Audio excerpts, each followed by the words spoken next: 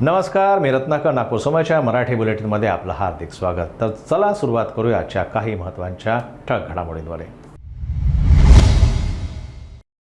नागपूर शहरातनं एक मोठी बातमी समोर येते आहे. धंतोली पोलिसांनी अवघ्या 24 तासात जबरदस्तीच्या लूट प्रकरणाचा छडा लावलाय. या प्रकरणात पोलिसांनी 3 आरोपींना अटक केलेली असून लूट केलेली रोख रक्कम, वापरलेली दुचाकी आणि चाकू यावेळी जप्त करण्यात आला आहे.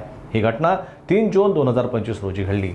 एका फार्मसीमधनं रोख रक्कम घेऊन बँकेकडे निघालेल्या कॅश कलेक्शन कर्मचाऱ्याला 2 अज्ञात दुचाकीस्वारांनी पाठलाग करत चाकूचा धाक दाखवून 70,000 रुपये रोख आणि महत्त्वाची कागदपत्रे भरलेली बॅग लुटली.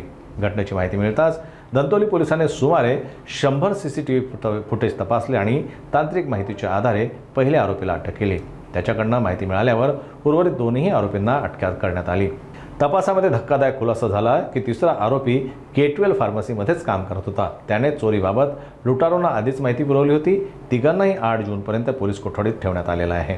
पोलिसांनी त्यांच्याकडनं 70,000 रुपये रोख, कागदपत्र, हिंडो डिओ स्कूटर आणि चाकू असा एकूण 1,05,100 रुपयाचा मुद्देमाल जप्त केला आहे. नागपूरच्या हुडकेश्वर पोलीस ठाण्याच्या हद्दीतनं एक खळबळजनक हत्या उघडकीस आली आहे. वीरगाव परिसरातील एका भाड्याने घेतलेल्या खोलीत युवकाचा मृतदेह आढळून आल्यानं परिसरात एकच खळबळ माजली आहे. पोलिसांनी या प्रकरणात आरोपीला अटक केलेली असून हत्या अत्यंत निर्घृणतेने करण्यात आल्याचं उघड झालं आहे. घटना आहे वीरगाव परिसरातील. 15 मे रोजी मनोज दळणे या व्यक्तीनं अनिल पवार नावाच्या युवकाला खोली भाड्यानं दिली होती. अनिल येथील त्रिमूर्ती बारमध्ये वेटर म्हणून काम करत होता. काही दिवसानंतर राजू पवार नावाचा दुसरा युवक त्याच्याशी राहायला आला, जो द शिप हॉटेलमध्ये काम करत होता. 6 जून रोजी रात्री 9 वाजताच्या सुमारास खोलीतून दुर्गंधी येत असल्यानं परिसरातील नागरिकांनी दरवाजा तोडला आणि आत पाहताच अनिलचा रक्ताच्या थारोळ्यात पडलेला मृतदेह आढळून आला.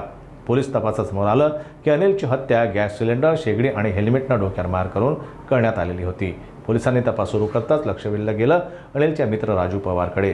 तो 3 जूनपासून कामावर गेला नव्हता आणि त्याला शेवटचं एका बॅगसह जाताना पाहण्यात आलं होतं. तांत्रिक पुरावे आणि तपासाच्या आधारे पोलिसांनी त्याला अटक केली आहे. या प्रकरणात हुडकेश्वर पोलीस ठाण्यात भारतीय दंडविधान कलम 302 अंतर्गत खुनाचा गुन्हा नोंदवण्यात आला असून पुढील तपास सुरू आहे. बेटी म्हणजे लक्ष्मीचं रूप असं म्हटलं जातं, पण आजही आपल्या समाजात काही लोकांची मानसिकता बदललेली नाही. बीड जिल्ह्यातील एक धक्कादायक प्रकार समोर आला आहे, जिथं एका महिलेला मुलगी जन्माला घातल्याच्या कारणावरून सासरच्यांनी तिचा अमानुष छळ केला. ही घटना बीडच्या शिवाजीनगर पोलीस ठाण्याच्या हद्दीतील आहे.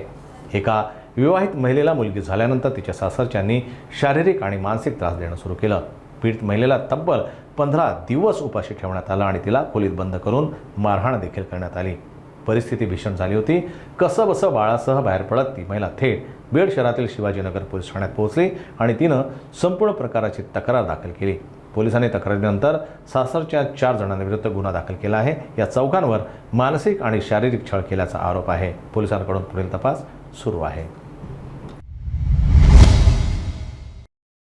नागपूरच्या मानेवाडा परिसरातनं एक धक्कादायक अपघाताची घटना समोर आली आहे. गुरुवारी रात्री उशिरा घडलेल्या या अपघातात 2 तरुणांचा जागीच मृत्यू झालाय. अपघात इतका भीषण होता की परिसरातील लोकही हादरून गेले.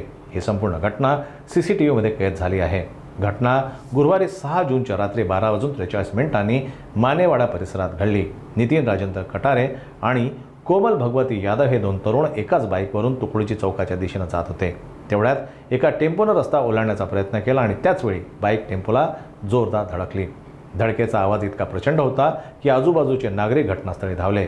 धक्का इतका जबरदस्त होता की दोघांनाही जागीच प्राण गमवावे लागले. नितीन आणि कोमल हे दोघंही शेजारी राहणारे होते आणि शिक्षणासोबतच कॅटरिंगचं काम देखील करत होते. त्या दिवशी ते काम आटपून घरी परतत असताना दुर्दैवाने त्यांचा अपघात झाला. या प्रकरणी पोलिसांनी अज्ञात टेम्पो चालकाविरुद्ध गुन्हा दाखल केला असून त्याचा शोध घेणं सुरू आहे. आता या क्षणाची एक मोठी बातमी. नांदेड जिल्ह्यातील बिलोली शहरातून एक हृदयद्रावक घटना समोर आली आहे. रीतीनं ओव्हरलोड झालेल्या हायवा ट्रक खाली येऊन दुचाकीस्वाराचा जागीच मृत्यू झाला आहे. या दुर्घटनेनं परिसरात खळबळ उडाली आहे. घटना बिलोली शहरातील असून सगरुळी ये रेती घाटातून क्षमतेपेक्षा अधिक रेती भरलेला एक हायवा ट्रक शहरातून जात होता. त्याच दरम्यान ट्रकने एका दुचाकीस्वाराला चिरडलं. अपघात इतका भीषण होता की दुचाकीस्वाराचा जागीच मृत्यू झाला. प्रत्यक्षदर्शीने दिलेल्या माहितीनुसार ट्रकची गती खूपच जास्त होती आणि त्यावर रेतीचं वजनही अधिक होतं. अपघात घडल्यानंतर ट्रक चालक घटनास्थळावरून फरार झाला आहे.